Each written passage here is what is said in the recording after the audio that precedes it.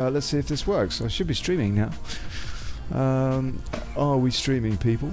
Coming up in 3 minutes. Whoa, running a bit late today. Funnily enough, guess what? I don't know. We might actually be alright for 3 minutes time. Yeah, okay. So, if you're watching an archive version, you might want to fast forward 3 minutes. Otherwise, hey, let's have a good show. Piers Garnham on the line. Yeah, should be a good one. Alright.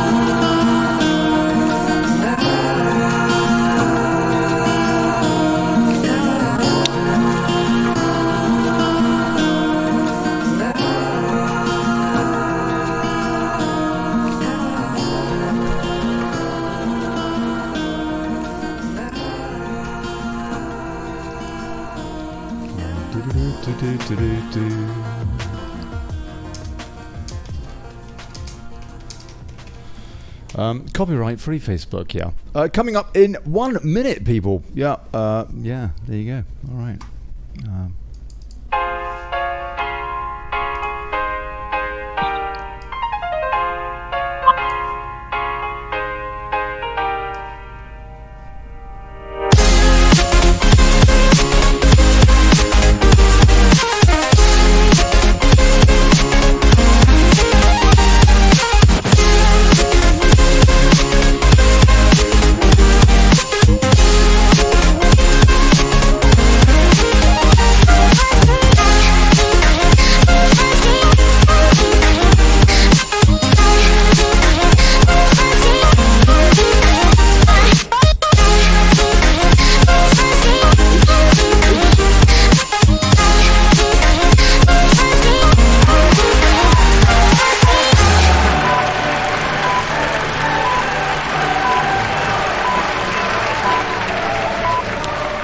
Hey folks, good evening, good people, and welcome to the Daily Brexit.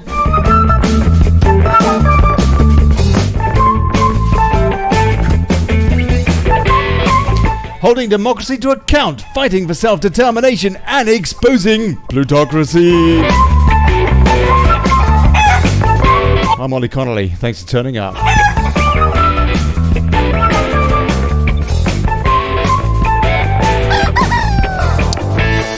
And now, DIMOCRACY.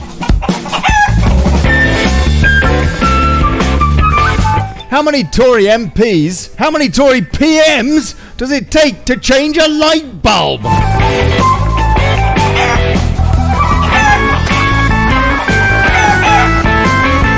Esotericist Piers Garnham joins me now to lament this party political insanity.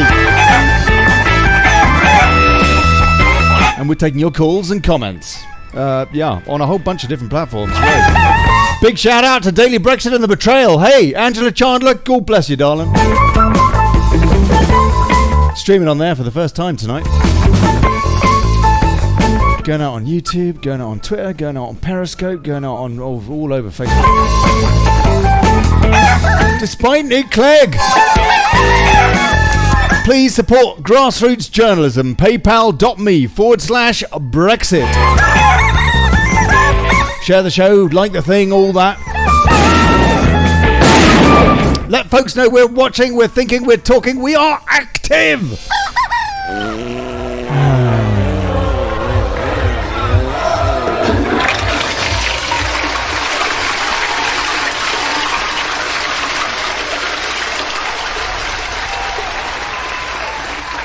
Right. Okay. Yeah. Let's see what's going on. Let's see what's going on in the world of old fake stream. First of all, roll call. Piers Garnham, sir. Are you there? I'm here. How are you? Yeah. Very good. Very good. Thank you. I've had problems with guest audio the last couple of nights, echoing, and so please, folks, let us know if there are any problems. But I think I know what I was doing wrong, and hopefully have that sorted. Yeah, I mean, okay, so all the shag rags this morning. Our next PM, what a joke, referring to that debate last night, that bun fight, Garniad, Johnson defensive and evasive, but remains favourite for number 10 is their take. Metro bun fight as Boris leaves bunker. Tory rivals can't knock Johnson off his perch, according to the not-so-independent Daily Telegraph, the Boris and Rory show. And Rory has subsequently been kicked out, as we know. Got, 20-odd votes tonight. Times Tory leadership rivals raise heat on Johnson. Is Brexit or catastrophe? Front runner Boris survives chaotic TV debate, warning that, says the Daily Express. No clear winner, they say, in the BBC showdown. Johnson picks team to take power. You know, I think actually that old Dellingpole in Breitbart had it about right. The BBC leadership debate had a clear winner. Farage's campaign to scrap the TV licence fee. Did you watch that, Piers? I watched about 10 minutes of it, and it was so utterly nauseating that I had to turn it off. Man, I mean, it was just like this crazy, disorganised fest of them talking over each other with that dreadful woman. What's her name? Emily Maitlis. Aptly mateless. You know, whenever Boris said a word, she just started to slag him off. She did. She didn't let him talk. Possible opportunity. You know, it was just so awful. I couldn't watch it. You see, I can only watch the BBC sort of for very short periods of times before I start to feel so hideously nauseous that I have to turn it off. So yes, I did watch some of it. But it was just rambling nonsense, wasn't it? I mean, I loathe them all with an intensity, shall we say? Okay, well, there's a bit of a hint as to where this conversation is going tonight, then. But all right, let's just make sure that folks can hear us and everything. So people, please let us know. I better open up a tab actually with the show in it to get some comments.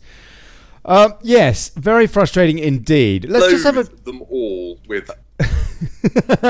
Who do you hate? An intensity, shall we say? Okay, well, there's a bit of a hint as to out of where, interest, this conversation's. Out of interest, who do you despise more, those candidates or the BBC that was hosting the event?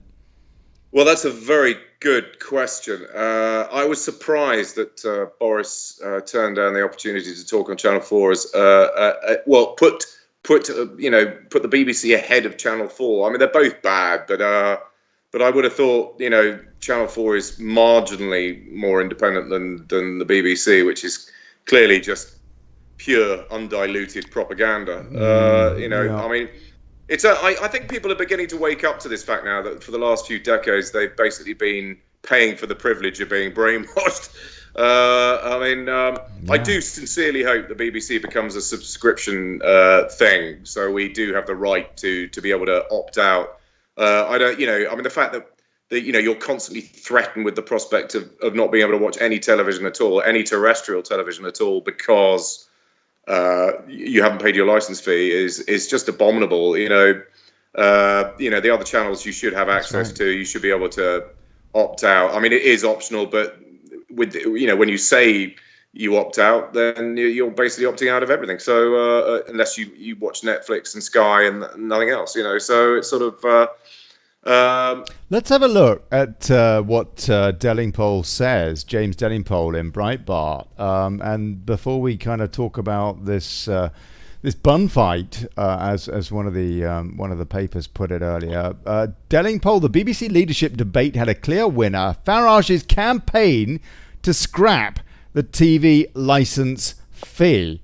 There was one clear winner of last night's BBC leadership debate, he says. Nigel Farage's campaign to abolish the TV licence fee. The BBC is a disgrace, an embarrassment, a monstrosity. Its politics are so relentlessly woke, its bias so shameless, its hatred of the values shared perhaps by the vast majority of its viewers so flagrant that it is quite incapable of serving its claimed purpose as the nation's source of fair and balanced information. Any properly functioning democracy would have pulled the plug on such a malign and corrupting institution long ago. As it reminded us once again last night, the BB exerts a powerful and pernicious effect on Britain's body politic, exploiting its near total domination of broadcast media, first to dictate the terms of the political debate, and second, to push them in an ever leftwards direction. The Overton window, he has in commas there. It's the BBC's leftwards enlargement of the Overton window we have to thank for the fact that we've got an anti-Semitic, terror-supporting Marxist on the brink of government. The reason that, okay, so he's going on about Corbyn now and bringing his own politics more into it. He's absolutely right about the BBC being entirely ambivalent to the wishes of the British people now, Piers. That's the bottom line. Yes, no, absolutely. I mean, I do think that there's still fear-mongering about Corbyn. You know, this whole idea that if we don't vote for the Tories, we'll get Corbyn. I just don't think that's true. I think enough people recognise now that Jeremy Corbyn would be an unmitigated disaster for the UK. You know, I mean, the policies that he's coming out with it are just outlandish and ridiculous. But it's not going to happen, is it? It's going to be the Brexit. Actually, it seems to me we've got a toss-up here. Most likely, it's going to be a Tory Brexit Party DUP coalition. On the other hand, there is a narrower chance that there might be, God forbid, a Labour Lib Dem SNP coalition. What would you say to that? That is a possibility. However, you know, if you look at, I think the statistics are being heavily manipulated right now in order to try and foist doubt into people's minds. I do still think that the majority of British people are keen to see Brexit upheld and the democratic process upheld. I think, I mean, when I go and discuss it with my father, he's like, oh, what if we don't vote Tory, then, you know, we're going to get, you know, some sort of horrible coalition, you know, between the Labour and the Liberals and the, you know, whoever else is standing for Remain. I still think the majority of people want Brexit to happen. I do think the vote will be torn between the Tories and the Brexit Party, who will need to form a coalition if there is a general election. Because I think we'll end up in a hung parliament scenario. And but I do think enough people will vote Tory and enough people will vote for the Brexit Party. And actually, I think if they do choose to work together, then that'll ultimately potentially be the best possible combination. It's just a question of when the general election will be held. I mean, let's assume that Boris gets in. Mm-hmm. When will the general election be? Do you think that they will? There'll be some sort of vote of no confidence in Parliament that will force some sort of general election scenario, or what? I don't know. Well, I mean, they've got what is it, about 22 months potentially of government left, and then there has to be an election under the Fixed Term Parliaments Act. But the question really is: are they going to have a vote of no confidence in order to try and force an election to try and prevent us leaving on a WTO deal Brexit, not a no deal, not crashing out on a no deal, a soft landing to a WTO deal Brexit on the, what is it, the 29th of October or whatever it is, the last day of Halloween, basically. That is the concern, is it not? That they might try and force an election. Not only the Labour Party, we know they will, but people like Ken Clarke and Dominic Grieve, who don't give a damn what their constituents think. Grieve's constituents voted to leave. And why has he not been deselected yet, by the way? Beaconsfield. Sorry, go on, please. Yeah, no. I mean, the thing is, if we look at, I mean, one thing that the Tory prime ministerial candidates, fail to mention is the, just how fiscally weak Europe is right now. The Deutsche Bank is in extreme dire straits. The merger failed. All the kind of attempts to try and prop that bank up are failing. They have literally trillions in derivatives that could go bad on their books. That's right.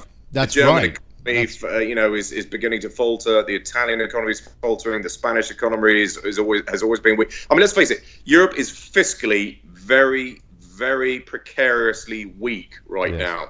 So that puts us in it. We are, and always have been, really holding all the cards.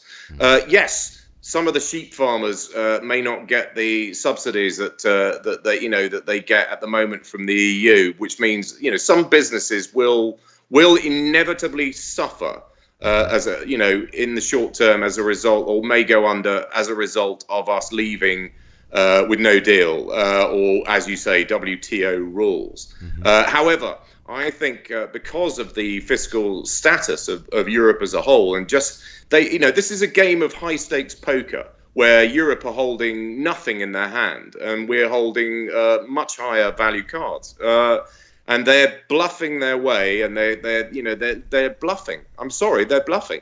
And when it comes down to it, if we walk away, they are going to be literally chomping at the bit to renegotiate pretty much every arrangement on the table as it stands at the moment. The only difference being that we will be, autonomously controlling our own destiny.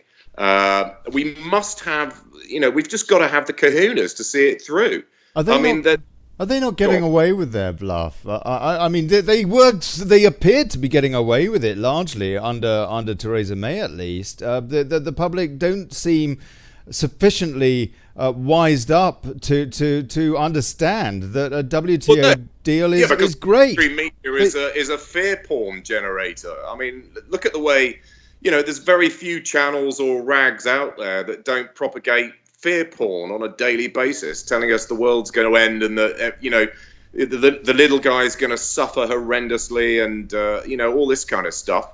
So is it any wonder when people are bombarded day in, day out, and they still fail to realize that the majority of what they read and what they see on the television is heavily propagandized? I mean, it's a mixture of reality and fakery that's cleverly sort of melded together in order to sort of give it the illusion of veracity and legitimacy. So people are, they're genuinely misled, and they're discombobulated because they don't really know what is or isn't the truth. I mean, to be fair, I don't really trust any of the Tories, not one of them. I think Boris is a charlatan. I really do. I mean, not one of them didn't vote for Theresa May's vassalage deal. That's right. I mean, That's all right. Of it. That's right. That should be. I mean, Farage is, speaking the truth. He voted for Mark III of it, didn't he, Boris? I mean, he's the only one. It looks as though he's going to win this contest anyway. He's the only one that is talking about leaving on a WTO deal come Halloween, and that must be set in stone. And he did say that last night in the debate. It has to be said. He did give that line, despite the fact that there were some rumours floating around yesterday that he was talking of, maybe we could extend a wee bit. In the debate last night, he did at least stand by that line, that red line, if you like. Whether or not he would... I agree with you. I don't trust him that he would, for exactly the same reasons that, for example, Theresa May, another Conservative, said 108 times in the House of Commons, as I understand, Brexit means Brexit. We will be leaving on, the 29th of March. And we didn't. She lied, duplicitous, and would he be any different? That's the big question. Last night we did this. The problem is, they cannot sit there on the BBC with Emily Maitlis in charge, or trying to be in charge, of a complete sham, and say, yes, businesses will fold and people will go under as a result of Brexit. They can't say that. Why would they need to? Why would they need to say that, Piers? Why can't they just... Okay, look, The question, it seemed to me, that was so obvious, that was missed out last night by that useless moderator, was this. The EU have a trade surplus with the UK, i.e. they have more to lose if there is not a trade deal in place than does the UK. Is it really feasible that they are going to want to jeopardize that and the kind of support that they would get from electorates around Europe or the EU rope, and by not allowing for there to be a deal in place? And therefore, and also, we have the soft landing of a WTO Brexit. What is the problem with saying talk trade EU, or bugger off, or shut up, put up or shut up? That is the question, is it not? That could have been asked. And that being the question, the answer surely is yes. The EU stand to lose so much. They can't afford it, as you say. EU rope is precarious at best. And now, as you say, for example, Deutsche Bank are introducing a bad bank because they have a huge exposure. For example, what we're seeing in places like Italy and what have you must be scaring the bejeevers out of Brussels. They have so much to lose. We, as you say, have all the trump cards. Why can't someone like Boris Johnson stand up and make this case for us? Because ultimately, we are potentially looking at some sort of global financial reset. The whole That's a slightly different issue, though. That's not that you can't blame that on Brexit, can you? Or can you? No, Brexit has been a catalyst that's brought us closer to this potential possibility. I mean, there are people talking about alternative financial systems that are sitting in the background waiting to be activated once the crash comes, and that Brexit is a catalyst that could potentially lead to some sort of... It doesn't have to be a catalyst if the EU are mature enough to talk trade. Well, I mean, at the end of the day, it could be that if we leave, this is why I don't think they will, not renegotiate. They're not strong enough to be able to say to us, well, we're going to ignore you and bring the pain to the UK if you leave and get out of the fray and you leave on WTO rules. I honestly don't think they're... You see, the thing is, if they try and play hardball with us and won't renegotiate a lot of the trade arrangements that we already have, then they're going to go under themselves. This is the thing. It's like it's one of the most incredible catch-22 political scenarios I've ever seen in my life. This whole thing. It's like there's so many things that either way you look at the equation that could could throw the whole thing. It's quite extraordinary. This is why I think it's a really high stakes game of poker. But actually, I did actually produce a meme. Do you remember with Daniel Craig in Casino Royale, and I put Jean-Claude Juncker playing cards with him, and all the chips on the table are kind of got the EU flag on them, and I've got Jean-Claude Juncker, and we can see his cards that he's holding with Daniel Craig across the way, and he's asking Jean-Claude Juncker to put he's basically saying, I'll see you, so he's put down the necessary chips to see Jean-Claude Juncker, and Juncker's got absolutely nothing in his hand, and Bond is calling his bluff. And that is how I see it. I think you're right. They don't have any. They've got no strength at all. The Italians are causing them immense problems. The whole European economy. The European Central Bank is buying its own bonds with negative yield interest. I mean the whole system is becoming in a sham. With our money, this is a long or with our debt, or debt for the kids, or whatever. It's absolutely disgusting. It's highly immoral what's going on. All of this money printing and goodness knows what else. Let's just take a few comments from folks. Steve B says, we are done with the two-party system, aren't we? I think there is a future for Brexit Party if we do leave October 31st, which is a good hint to me as to how many days there are in October, so I appreciate that, Steve. But they must change that bloody name, he says, Brexit Party. He doesn't like that name. Naomi M says there needs to be an inquiry into the corruption in public life. Yeah, there does. And where do we start? But we're not going to get it with this lot, are we? Look at how they're fudging the IICSA, for example, the independent inquiry into child sexual abuse. Independent, my arse. Excuse me. Steve B says Boris was a Ramona before the ref. He was a kind of a bit of each, I think. Yeah. We won't go into that. Go on, Piers. Go on, your comment. Go on. Yeah, he hedged his bets. Yeah. I mean, again, this is a reason why you can't trust these people, isn't it? Because they are not conviction politicians where they have an ideology and they say, that's what I believe in, that's what you're going to get. That what you see is what you get. And we don't get any of that anymore. It's like, a bit of a faff over here, a bit of fudge over there, and so on and so forth. Aussie4848 says, exactly, Naomi M, properly codified so they cannot ignore and pretend it doesn't really exist, talking about that inquiry. And he also says Boris was almost mute last night, hardly a statesman or a leader. It has to be said. Can you imagine Boris in Prime Minister's question time? He's going to be like... I mean, what the hell's he going to say? He can't spit out a sentence. You know, I mean, like... oh, come on, that's not correct. I mean, he can. He does. He is a very, very bright bloke. He just plays. Yes, he is, but I don't think he's very good in those scenarios. You know, when it comes to sort of being an orator on the public stage, you know, in the Houses of Parliament, you know, when you've got the leader of the opposition firing questions at you and then loads of MPs, and you've got to come back quickly with a response. You know, I mean, as much as I absolutely loathe and detest Theresa May with an absolute unbridled passion, the woman was an unmitigated liar, deceitful, duplicitous witch. But yeah, I think that's fair. Get up and lie eloquently.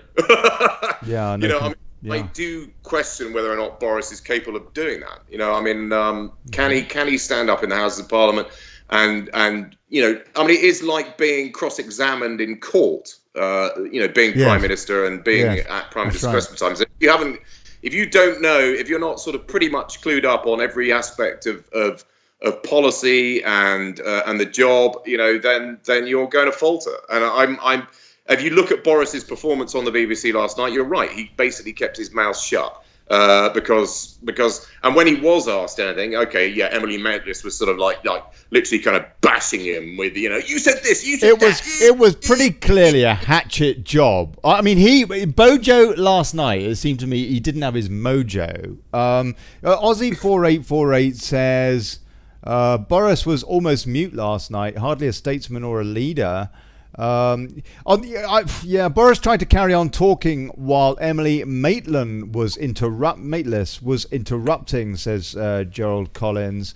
Boris and David Davis walked out on the negotiations in the EU, and again at the Chequers white paper session with Theresa May, points out Helen Lasky-Smith.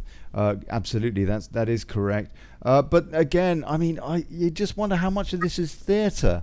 I mean, these people are supposed to be Bilderbergers and all the rest of it as well. Just the kind of folks that are doing all sort of cozy deals behind closed doors. There is an underlying agenda, you know, I mean, which we've talked about many times before. I mean, the fact that I do believe, I mean, in fact, I went to a dinner. It was this is going to sound a bit weird, but I mean, like, I went to a dinner for the Worshipful Company of Gunmakers at Painters and Stainers Hall in the city, black tie do, and I was sat next to a couple of army officers, a wife and husband, you know, who were both in the army, and then I inadvertently ended up talking to somebody, you know, a professor of some sort of medical professor who works for the Ministry of Defence. And I said, oh, so what is it you do? And she said, I'll have to kill you if I tell you.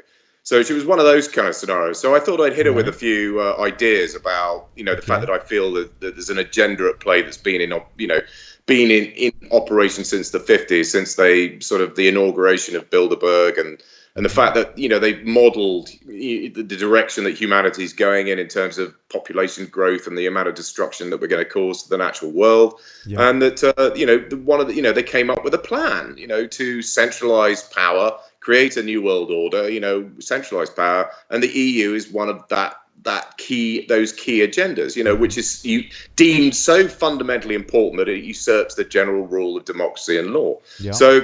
And actually, when I said this to her, she did not laugh at me.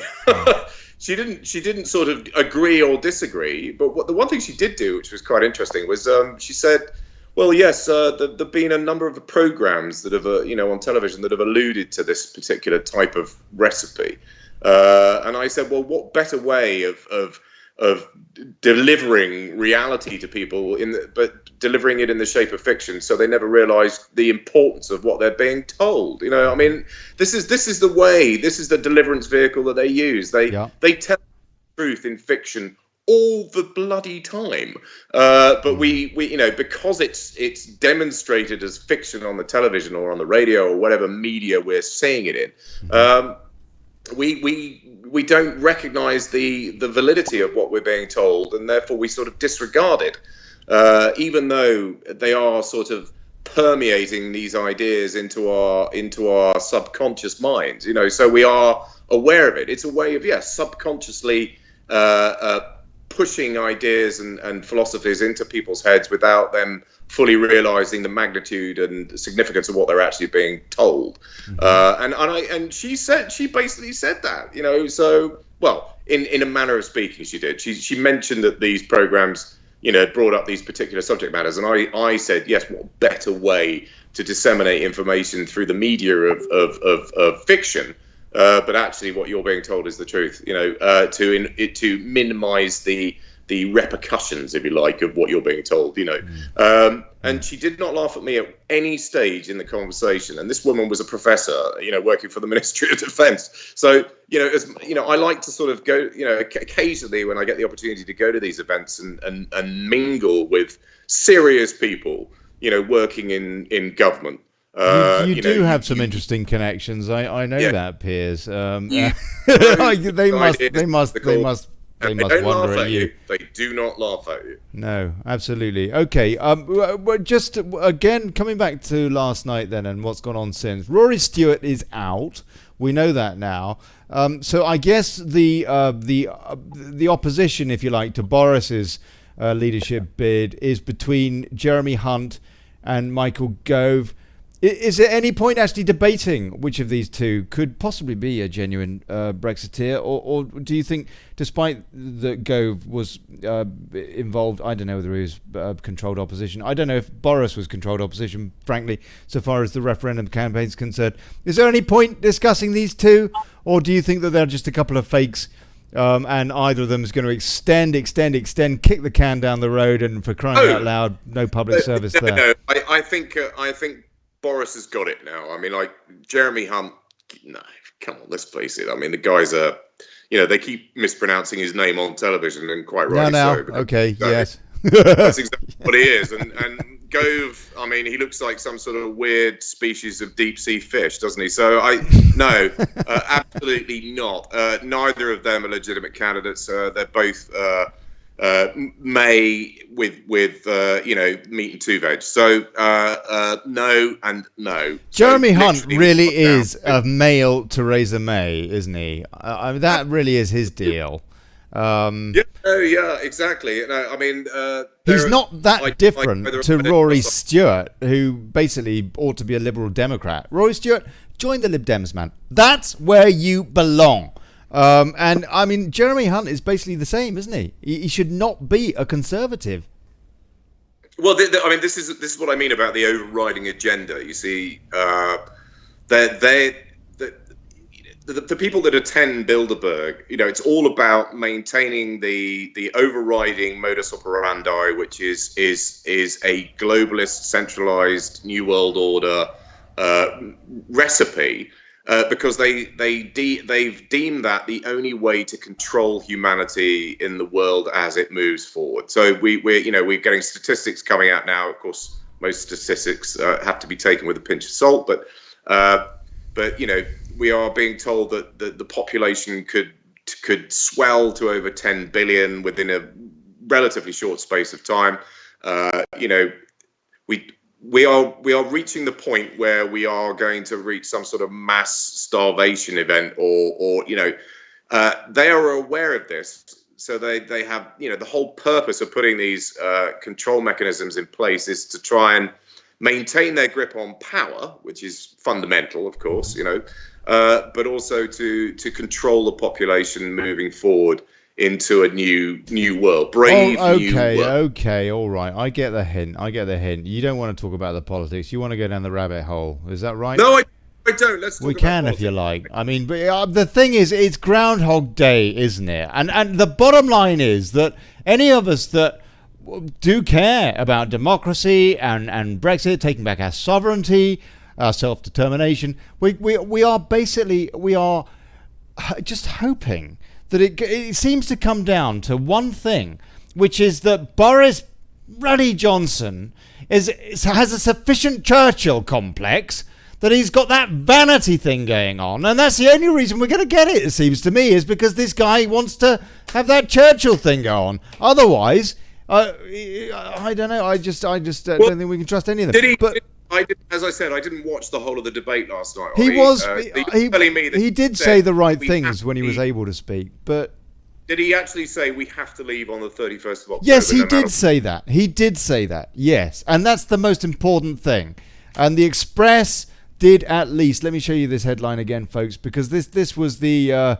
And I mean, the Express is a useless rag these days, isn't it? Since it was bought by a Mirror Group. But yes, it's always been a useless rag. It's a hyperbolic nonsense. But I mean, it's Brexit or catastrophe. That is their headline this morning. Frontrunner Boris survives chaotic TV debate, but warns it's Brexit or catastrophe. It is catastrophe for the Tory party, but then again, do they care? If what you're talking about, for example, Piers, if we go a bit further down the rabbit hole, but if we go into it from a political way, then maybe the way that they want to see it happen is via Lisbon Treaty, via basically sliding in the Lisbon Treaty. Now, if they do that, then we are what we could basically see is that the Tory party is expendable. The Labour Party is none of it matters. None of it matters if the Bilderberg hold on. Whoa, let me just get the question out, Piers, because then I want you to answer this, sir. If the Bilderberg plan, the deep state plan, the kind of the globalist, fascist, Kissinger-led plan is to usurp our sovereignty at all costs, and to take that sovereignty and to give it to a bunch of essentially unelected technocrats in places like Brussels, then the party politics are redundant anyway. So Boris could just be saying any old thing for a laugh or whatever, just to get into power, and then do what Theresa May did, and before you know it, the Lisbon Treaty comes into force. We haven't got our military capability anymore either. That's been usurped by the EU, and our nuclear capacity has been taken as well. And it's game over. We are defenseless at that stage. Yes. However, everything you've said is absolutely spot on the money. Well, I don't know. It scares me that it might be, though. No, but there's one redeeming quality to this whole recipe, and that's the reason why candidates that aren't under the control of let's use the modicum deep state. I mean, everybody seems to know what that means these days. Yeah. Let's use deep state as terminology to describe the globalist New World Order philosophy. Mm-hmm. Deep state did not elect Donald Trump.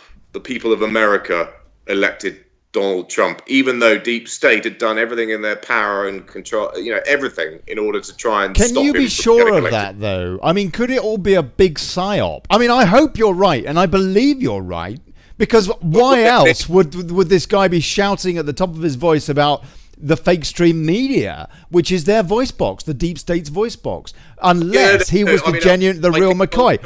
but it could all be a big psyop, couldn't it? It could just be a big mislead. It could, but I don't think so. I think he's being attacked from all directions. A lot of the people that worked for Donald Trump are part of deep state. So he's fighting people internally, he's fighting people externally.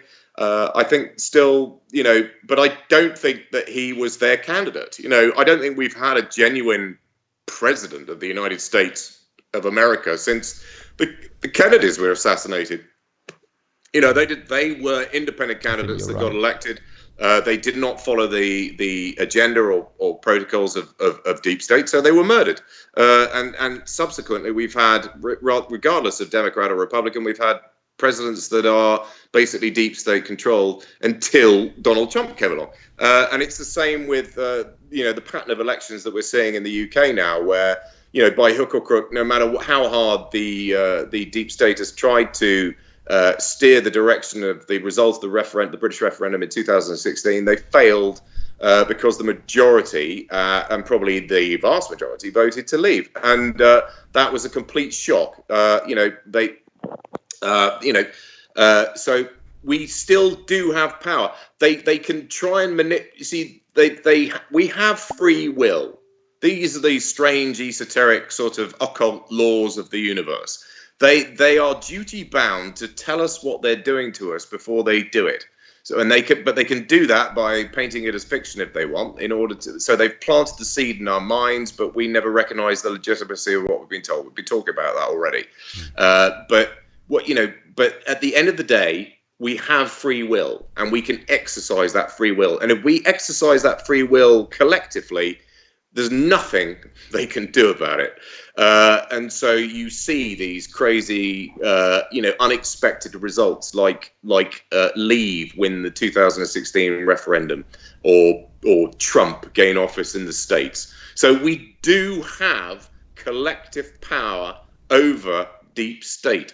All they can do is try and manipulate us to vote for their philosophy and their cause, and paint it in such a way that we believe that it's an ideology, an idealism that we buy into and that we want to pursue.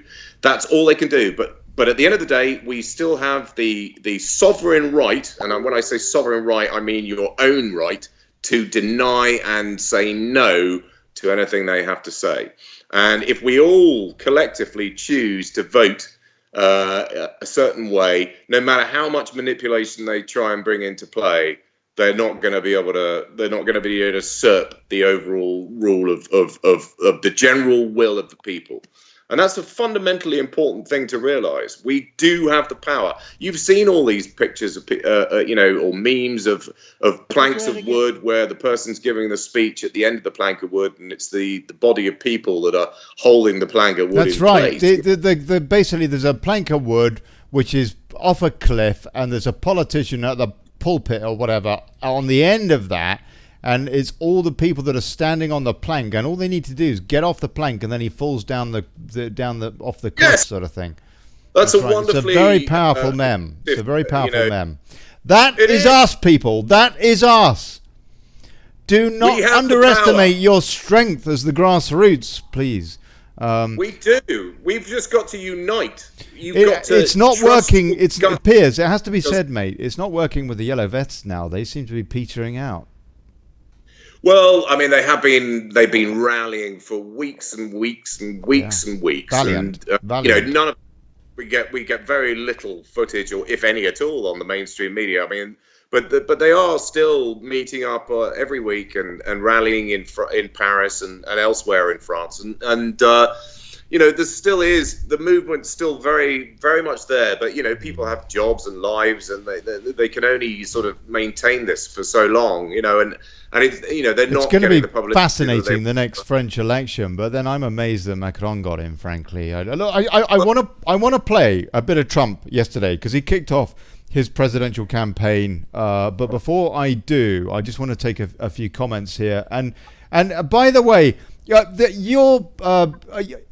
Charlotte Jameson reckons that you're the milk tray man.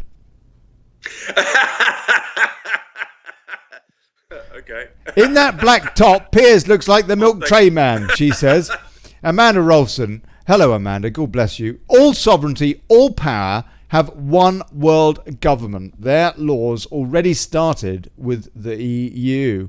Mary Lachance says, and that's what the EU wants. Jane Valentine handing our military over is the worst possible thing that is not reported. And this is a good reason, people, to be supporting the veterans for Soldiers A to Z, on the 29th of June. I think that is the 29th, in central London. And that is not a protest. It's a sit-in. Those guys, army types and all the rest of it, they know how to rough it. They are taking their sleeping bags, and we need to be shoulder to shoulder with those guys. We need to be shoulder to the Brexit community and these veterans who are patriots. Of course they are. We need to be shoulder to shoulder with those. We need to be supporting each other. Absolutely. And Dan McDevitt has been on this show a couple of times. God bless him, talking to us about that. And I will be bringing him back on before that event as well to plug it as much as possible. Amanda Rolfson also says Prince Charles and Philip are Bilderbergers. Can you believe? Yes, absolutely can believe it. Anthony Pobiartsin says Hillary ordered Seth Rich killed. Well, I don't know the truth of that, Anthony, but I'll tell you, that's the Rolling Stone journalist, I think, that you're referring to, no? And his death was it absolutely stank. It sure as hell did. And by the way, many murders around the Clintons that are very, very peculiar. But maybe we'll talk about that another time. Sorry, Piers, you had a comment on that. No, Seth Rich wasn't a journalist. He was working for the. Oh, sorry, he was one of their campaign. I'm thinking of somebody else. Yeah, I'm thinking of another murder that was very, very odd. Yeah, he was. There's a lot of evidence to suggest that he was the one that gave the information to WikiLeaks. So Seth Rich did a huge dump of like incriminating information about the Democrats and the Clinton campaign. Allegedly.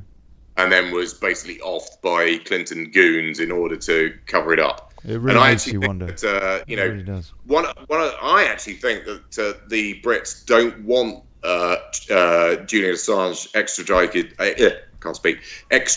to the United States, because I think Trump has every intention of putting him on the stand and let him squeal. You know what? That would be awesome. That would be awesome. Get him on. Okay, we're going to come on to that, because I want to ask you about FISA in a minute as well. Once we've listened to, which is very relevant to us, folks. What's going on in the States is extraordinarily relevant to what's going on in the UK. Don't think otherwise.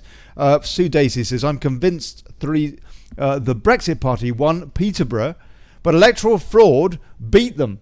And yeah, I wanted that too. I've tried to get Mike Green on the show, by the way. I'm trying to get hold of Mike Green. If anybody knows how to get hold of Mike Green, who was the Brexit Party candidate for Peterborough, to discuss the alleged election fraud, then please let me know.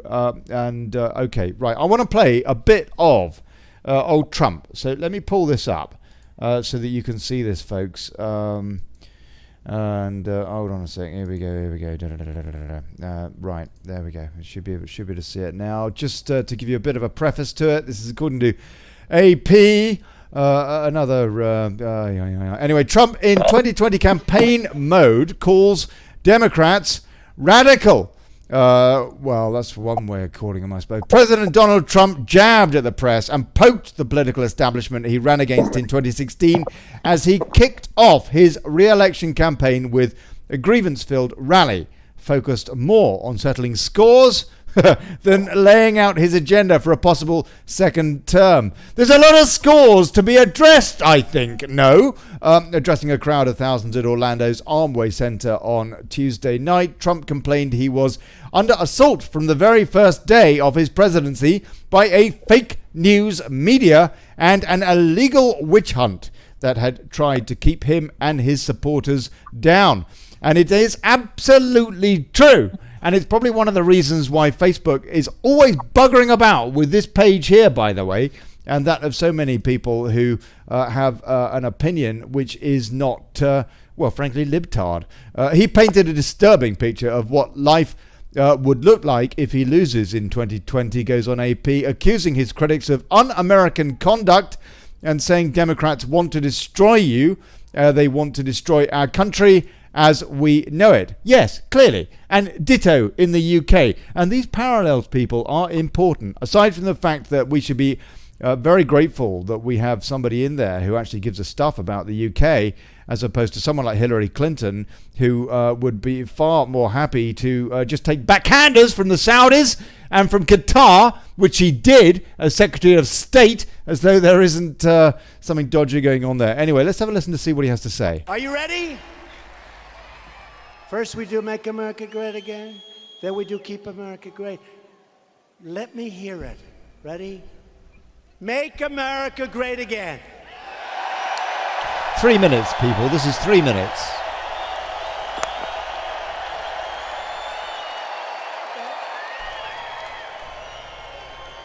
Not bad. Not bad. If I would have said that 3 years ago, it wouldn't be a contest, right? You ready? Keep America great.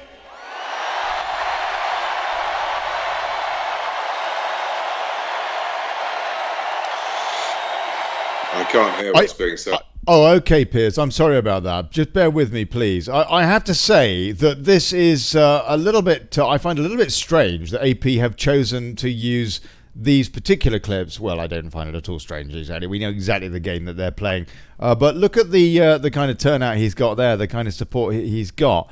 But I would just point out, that I'm not sure that these are the most newsworthy clips that AP have deigned to edit together and allow us to listen to. Anyway, carrying on.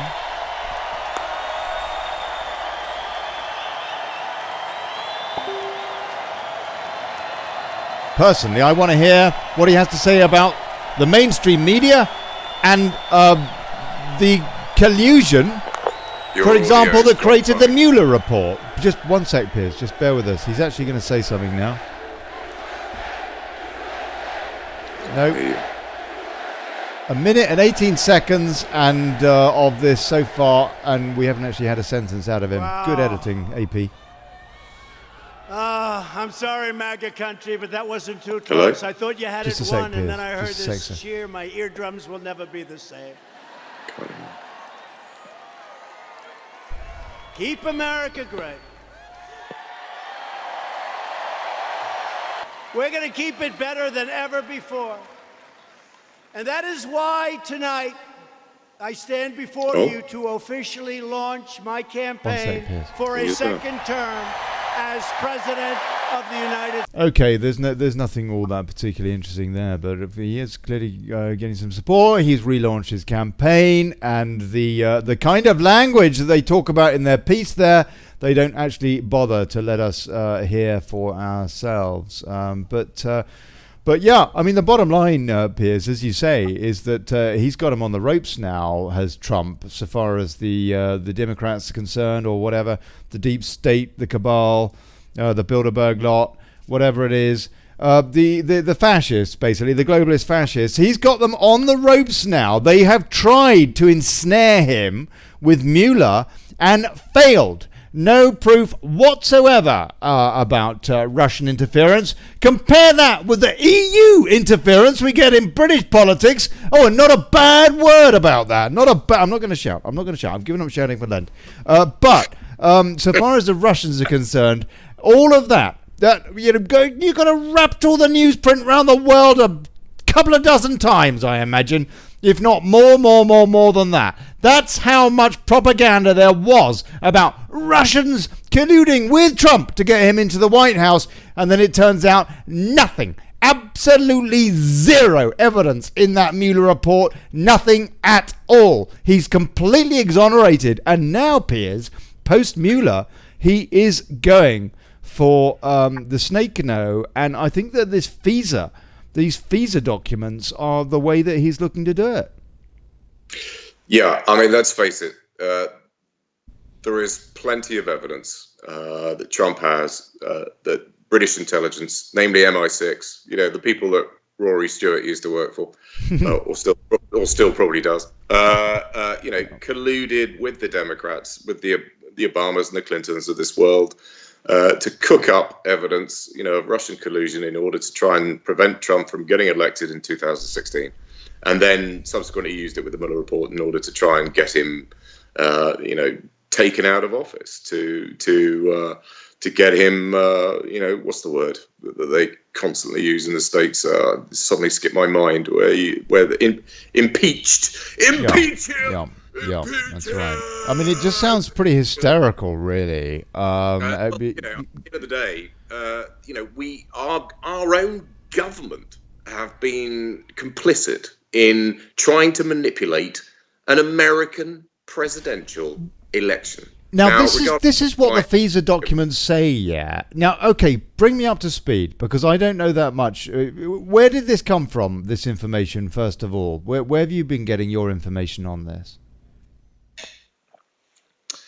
It's coming from the likes of Ben Fulford, but it's also in WikiLeaks, I think. I mean, I think there's been a WikiLeaks revelations WikiLeaks put out. So if you do, I haven't been through the WikiLeaks documents that they've released, but I think there's enough evidence within the WikiLeaks, one of their WikiLeaks dumps, that enough evidence. And let's face it, none of the WikiLeaks evidence has ever been proved wrong. I mean, everything that they have released has subsequently been. They haven't lied about anything.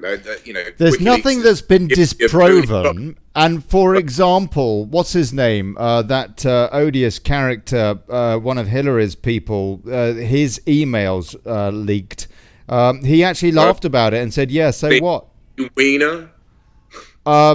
No, not Wiener, not him. The other one. Her campaign manager, the guy who. He was the one that admitted, or that said in emails about the Clinton Foundation receiving money from the Saudis and from Qatar. And when this was it actually went out there, he said, so what? He said, so what? He didn't deny it at all. But yes, so I agree with you that there hasn't been anything that seems to have been disproven from what WikiLeaks say. Okay, so you're saying that in one of these dumps, there's this information that the British government colluded with the Obama administration to try and smear the Trump campaign and to basically ease Hillary Clinton's accession to the White House. Yes, that's precisely what I'm saying. Obviously these things would have been discussed behind the scenes when Trump came over to London this time round. Mm-hmm. And maybe he played some sort of part in the orchestrating the demise of Theresa May. Mm-hmm. And one of the reasons why no deal or a World Trade Organization leave situation is now back on the table far more predominantly than it was for many months or weeks is because Trump is using, the collateral that he has against the British government in order to coerce them into, operating or in a way that's more, with his liking. Trump actually himself, for the first time last week, pointed the finger directly, mentioned Barack Obama with regards. Yeah, he is now beginning to, literally name names and point the finger. I think we may be. I mean, there's been, I like a good conspiracy, and I do. So do I, mate. That doesn't mean they're wrong or right necessarily, but this one, the President of the United States is blazing the trail on this one. I don't think it can be dismissed outright. Carry on, Piers, please. No, just that there do seem to be a huge number of sealed indictments in the States. We've discussed this before on his show, where the name of the perp is not mentioned, but there is an indictment out that's waiting to be acted upon, there's so much chitter chatter online about this all becoming true. You've got the whole kind of QAnon movement, which hasn't actually been active since May. Mm-hmm. But there's been an enormous amount of intriguing information on QAnon, on 8chan or whatever it is. And but that's gone quiet. It does seem to be some form of legitimate governmental back channel to the people that sort of gives them an opportunity to say things, albeit in quite a sort of coded way. An opportunity to speak to the people. Getting around, circumventing the mainstream media, because ultimately that does seem to be something that needs to be circumvented, because we are literally bombarded day in and day out with propaganda. I mean, the foundation and bedrock of our entire mental landscape is based on so many lies that most people will refuse to accept. Oh, hold on, sorry. And remember... Sorry, I apologise. Carry on, Piers, please. But most people will refuse to accept that their basic understanding of reality is completely skewed, because so much of what they've learned during their lives has been based on lies. That's right. So, I mean, I know that sort of. That's right. Hard to contemplate. When you sit down at home and you relax with a glass of wine and you chat to your wife and your kids or whatever and what have you, you live your normal existence in your normal world, and you put the television on and there's some presenter that looks like a normal, decent, intelligent human being who's there to dispel and give you what's going on in the world and tell you what's happening. You've got no idea how much complete bullshit you're being fed. I mean, the likes of Brian Cox on the BBC, maybe people have been watching the Planet series on the BBC. That guy's just one big distraction, isn't Brian Cox. Brian, No, okay, look, hold on a sec. I'm a poster boy. I know exactly what I'm talking about. Yeah. Brian, listen to me. He's got around the eyes. And you're under. And this is the official line. This is what you must believe about the makeup of our solar system. Oh, okay. Oh, right. Okay, you're going right down the rabbit hole now. You're going to get. Okay, I'm just sort of trying to emphasise how much people are lied to. They've got their poster boy professors and what have you, who will come on the television and dispel the company line. Whatever it is they want you to believe in, and so it all, and they'll use beautiful computer graphics and ways of animating what they're trying to tell you about. So people are just like, yeah, man, this is what it's all about. This is how it happened. This has got to be the truth. How can it not be? It's so beautifully animated, and look how gorgeous Professor Brian Cox is. I mean, like, my God, it must be true. But no, quite often it's a load of old cack. yeah. Okay, I want to read and John Podesta's email revelations. Indeed, yes. Thank you, everybody. In the Independent right now, updated just a few minutes ago. Trump News live. President fumes over Hillary Clinton's emails in Twitter rant as ex-aide Hope Hicks testifies before Congress. I just want to read this to give you a bit of an idea of some of the stuff that's going on. Despite the fact that it's coming from this Saudi-owned rag, they nonetheless are covering this, I guess. We're watching obstruction of justice in action, says Congressman Ted Lieu of frustrated House Judiciary Committee hearing with former administration spokeswoman Donald Trump's former advisor Hope Hicks is appearing before the House Judiciary Committee, with Democrats hoping to question her on the obstruction of justice counts recorded in the Mueller report. More Russians, nothing proven whatsoever on any of that, despite the White House invoking executive privilege in a bid to block her testimony and stonewall the investigation. Yeah, they're probably fed up of the distraction and want to get on with the presidential campaign. And actually, you know what? The job of being president. The president has tweeted angrily about the hearing taking place behind closed doors on Capitol Hill, writing, "Why aren't the Dems looking at the 33,000 emails that Hillary and her lawyer deleted and acid washed after getting a subpoena from Congress?" After Hillary Clinton got that subpoena for those emails, that's when her servers, when the hard drives were acid washed. He's just said this in the last in the last day or so, apparently. That is real obstruction that the Dems want no part of, because their hearings are rigged and a disgrace to our country. Last night, Mr. Trump kicked off his 2020 re-election. Okay, that's the line, yeah. That's the line. Oh, sorry, Piers, go on. No, I mean, when you talk about this kind of stuff, it makes you realise probably just what a shower of shit the Skripal case. No, let's be good with the lingo, sir. But yeah, carry on, please. The shower of whatever. Of defecation. Okay.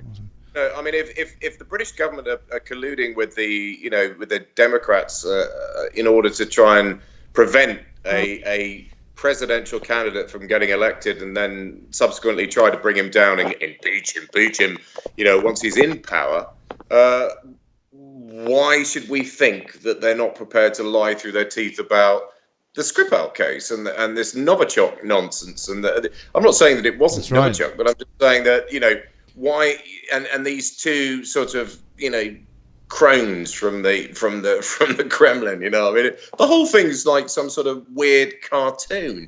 It's like it's almost it's so cliched that you're like, nah, I'm sorry, come on.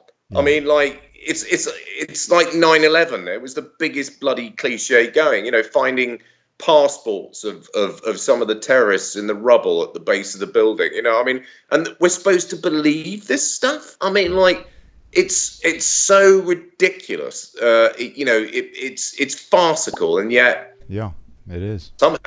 Somehow people still believe that 9/11 was terrorists. It wasn't. Well, we do know. Anybody that's bothered to research here, there's no understandable reason for Building 7 to have fallen into its own footprint like that. And actually, we also know that Donald Trump, on the day that 9/11 transpired, he said he thought that was detonation. He said that. He said that live on TV. The now President of the United States said that he believed that those buildings had been demolished with detonation. He said the other day, quite recently, I think, that I think I know who actually did 9/11.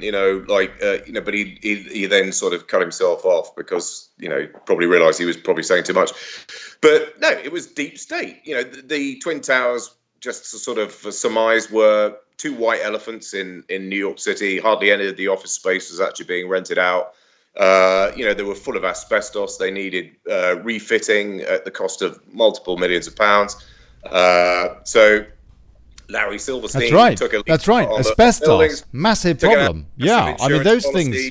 They were going to cost Larry Silverstein an absolute fortune to get rid of the asbestos in those buildings, and it would have been cheaper to demolish them. We know that, and we also know that he took out some very big insurance. I'm not saying that he was necessarily a crook, but we do know these are facts, and we know that, and we also know that he took out great big insurance policies on those two buildings, and subsequently won a double claim, not a single claim but a double claim for those. Sorry, Piers, carry on, please.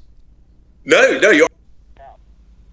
Not only that, it suddenly gave. They blamed it on Saudi terrorists, but interestingly enough, when all the planes were told to fly to the nearest airport and land because there was a no-fly zone, no-fly order put in place while 9/11 was happening. And NORAD was stood down. Meanwhile, carry on, please.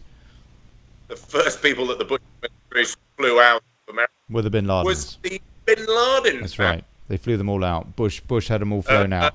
We also know, as Michael Meacher pointed out at the time, MP Michael Meacher, and he said it was inconceivable that NORAD would have remained stood down. Cheney stood it down. We know that for a fact. Stood it down on 9/11, and then it remained stood down, despite the fact that there was supposed to be, and apparently were, these terrorist hijacked planes flying around in American airspace for a further 2 hours after Cheney knew. People in that observation room with Cheney have disclosed this. Just absolutely. We've got someone who's called in. Good evening, sir or madam. Who are you, please? Oh, it's Jill on the phone. Hello, Jill. What would you like to say hi. or ask? Well, it just I was hearing your guest talk about Trump and the false flag or whatever it was, the World Trade Center, and Alex Jones is doing a thing on it tonight on his program. Right. Yeah. And I think he's got something here in the 2016 campaign. Trump hinted, I'm reading this out here, Trump hinted to an audience that he would expose the truth about the 9/11 attack. He did. I remember him doing it. If he was elected president. Yes. That would be something. But it wasn't the Iraqis. You will find out who really knocked down the World Trade Center, said Trump at a campaign event in South Carolina, because they have papers in there that are very secret. You may find it's the sword is okay, but you will find out. So who knows what's going to come out? I don't know. You're absolutely right. He did say that. I remember him saying that. And so the question is, why has he not said anything so far? And the only logical explanation to anybody that's been paying attention, I guess, Jill, is that he hasn't had the chance because he's had both hands tied behind his back by the Mueller report and everything else. All this, that's obstruction of reality, isn't it? Yeah, they've tied his hands with this Mueller thing. And also, I think he's had some people around him that have sort of worked against him quite a lot. I mean, he said that himself. Mm-hmm. Yes. But maybe also he didn't think it was the right time. Who knows? I think you're right. It's not as though he was able to just move into the White House and change everything overnight. Because, for example, we know from the setup with Comey and all the rest of it. For example, the CIA, the FBI, they've all been absolutely deep state operated by the sounds of it. And they not only that, but the GOP. I mean, they people like the Bush family said they didn't even vote for him. Presumably, they went off and voted for the Clintons. So they didn't want the GOP really didn't, as a whole. The party didn't want Trump. I'm sure. That's right. They wanted Bush number 3, didn't they? Jeb, I think, or anyone but. I don't know, Piers. What's your take on what Jill said? Do you remember Mr. Trump saying what Jill says? Absolutely, no. Jill's talking a lot of sense. And just to sort of mention Alex Jones, you've only got to see the campaign to take him offline to sort of try and reduce his overall reach and scope. The guy is being literally destroyed very publicly. Now, you don't do that unless somebody has something of interest to say. You're talking about Alex Jones or the president or both? Sending the Sandy Hook parents, of those who have died, kiddie porn. Right. That's been the latest allegation. Yeah. The guy. Yeah. Okay. He has been fairly rigorous in making money in the sense that he uses his. Has he been a bit sensationalist? That Sandy Hook thing, I've got no idea the reality of it. I mean, 9/11 to me, it's pretty damn clear that there's some really dodgy. Oh, yeah. And by the way, I read the 9/11 Commission report, and the 9/11 Commission report doesn't mention Building 7 once, not a single time. Does it mention Building 7? How incredible is that? And as Jill just mentioned or intimated, that Building 7, contained all sorts of stuff, loads of stuff that they would allegedly, purportedly like to have covered up, and did when that building fell into its own. Because of a few office fires, you don't get a few office fires that bring down a steel-framed building. It does not happen. It has never happened before or since. Fact. I'm just saying. And by the way, anybody that does think, this is ridiculous, unbelievable, I can't believe it, I would suggest that you don't take the word from some sort of relative numpty like me or Piers, but look at what they say, these people that are architects and engineers and various experts at AE911truth.org. And I know we've gone down a bit of a rabbit hole here, which you might say, what's it got to do with Brexit and all the rest of it? But actually, what has it got to do with Brexit, Piers? Can you answer that, please? It is all tied in because we have deep state operating both sides of the pond. So Clinton campaign thoroughly, the Bushes. It doesn't actually matter whether you're Democrat or Republican. I mean, as I was sort of trying to point out earlier on, regardless of party political persuasion, the overarching agenda is always the same, and has been for a long time. So you're basically working for the same people, but the party politics is there to give people the impression that they have some sort of say over their destiny, which is ultimately a bit of a fib. Yes, you do have control over your destiny by telling yourself and admitting to yourself that everything you're being told on television is a lie, and therefore you can use your own discernment, which is important to realise. You've got to try and sort the wheat from the chaff now. So much of what we're told on a daily basis is just, complete BS.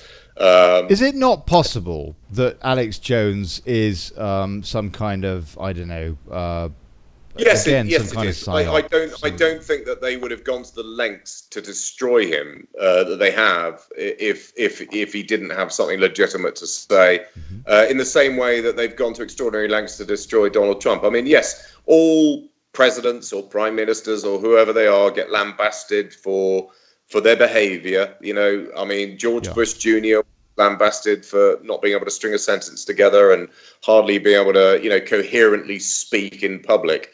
But he never experienced the level of pure venom and vitriol that somebody like Trump had. And he really was was a war hawk. He was responsible for 1 million deaths in Iraq, as was Tony Blair. There's a podcast on the, I don't know, the Telegraph, Bildergraph, the Times or the Slimes or whatever it was yesterday, talking about Tony Blair's what was it, the renaissance, the rejuvenation of Tony Blair, basically the upholding of the rebuilding of his character, is suggesting.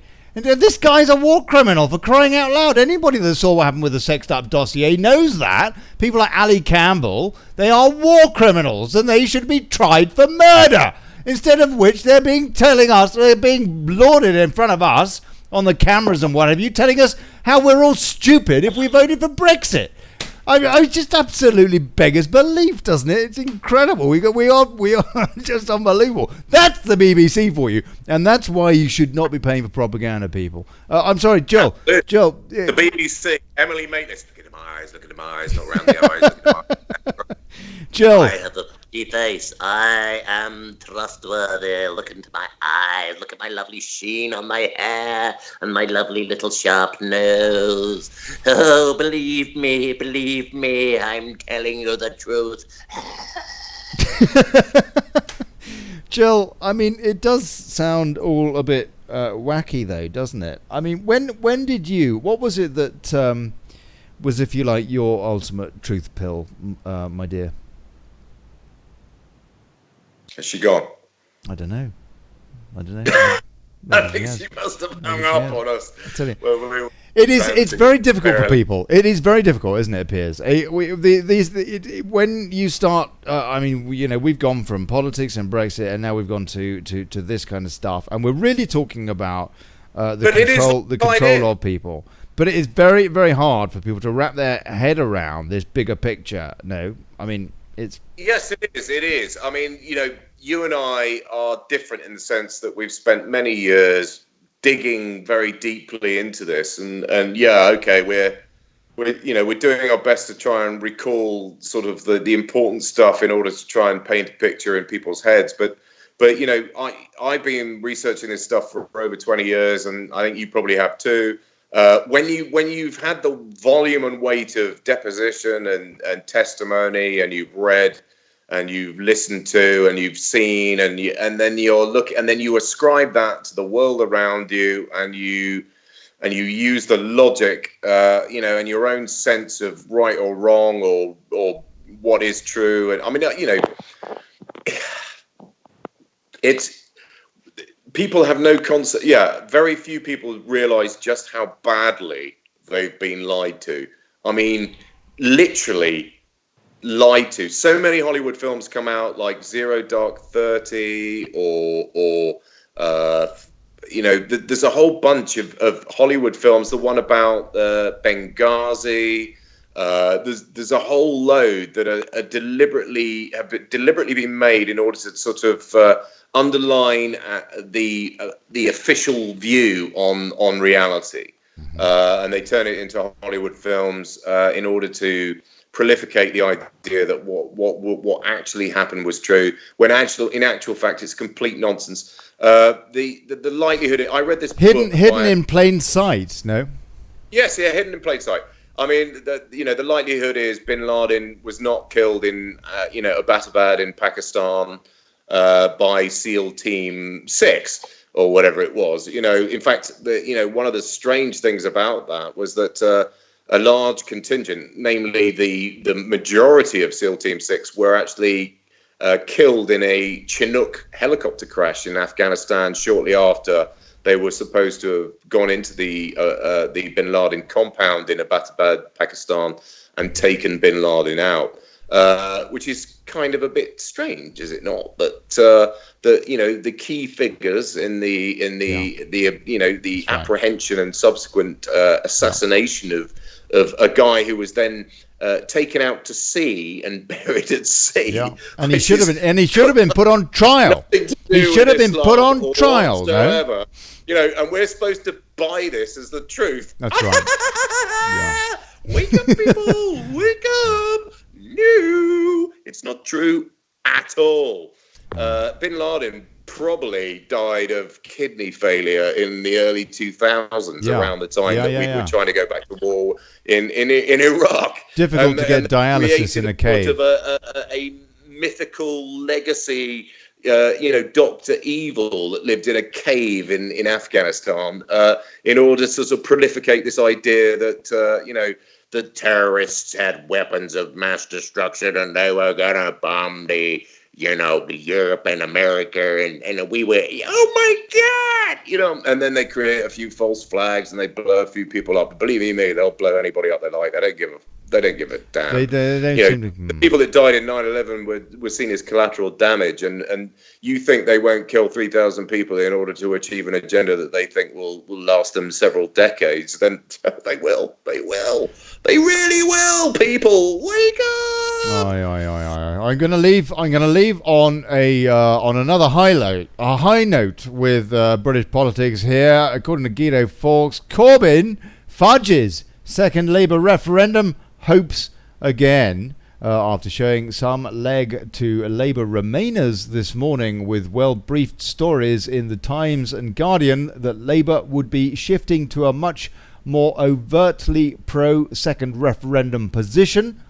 Corbyn has crushed their hopes once again in the shadow cabinet meeting. It's back to Labour's evergreen conference policy, which Corbyn says I have already made the case for. Bad luck Remainers, points out Guido. Corbyn even manages to find a fresh hurdle to throw in the way of a second referendum, saying a ballot paper would need to contain real choices for both Leave and Remain voters. This will, of course, depend on Parliament.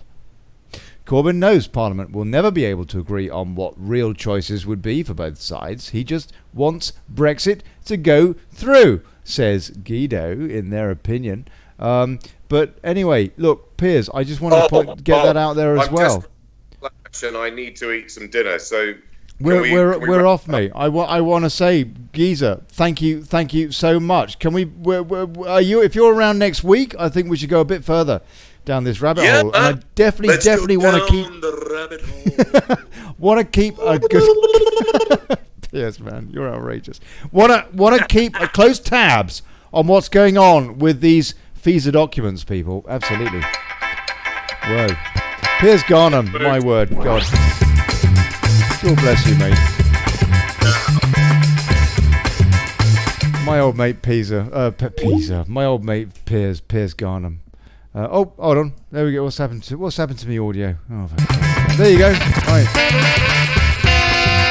Thank you to Jill as well for calling in. God bless you, Jill. I think that's what they say. Call first time caller on the mainstream media.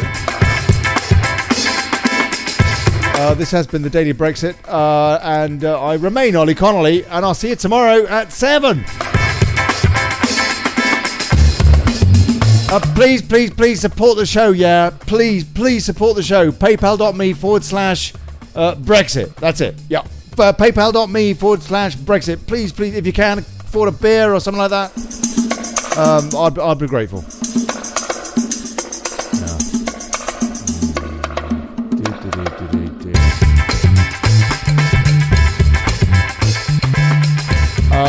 And I don't know what else to say, really. I know that this is extraordinary stuff. A lot of you folks probably watch this, and you're more traditional kind of political type animals or whatever, and you hear some of this stuff and you go, what on earth is that? And I completely sympathise. I really do, believe you me. And by the way, I don't know what the truth is about pretty much any of this stuff, but I do know there's a hell of a lot of smoke, and I've done a lot of research into the whole 9/11 thing, and I have read the reports, and what I say is true. Building 7, not a single reference to that building that fell into its own footprint and held such valuable evidence in so many things. Not a single reference in the 9/11 Commission report. Well, you've just got to ask why, no? It is quite fascinating to try and put this jigsaw together, but it's a maelstrom.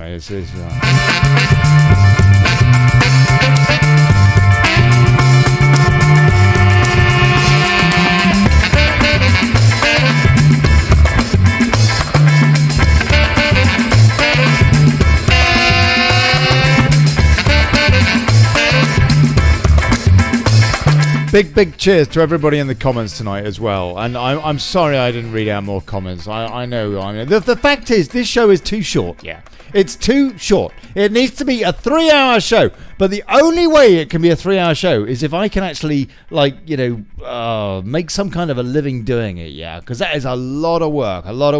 So please support this show. Support grassroots journalism. Unless you want the kind of toss that you saw on that debate last night, then please support the people that actually do want to ask the questions that need to be answered. There you go. All right. God bless you. Lots of love. See you tomorrow, 7 o'clock. Ciao.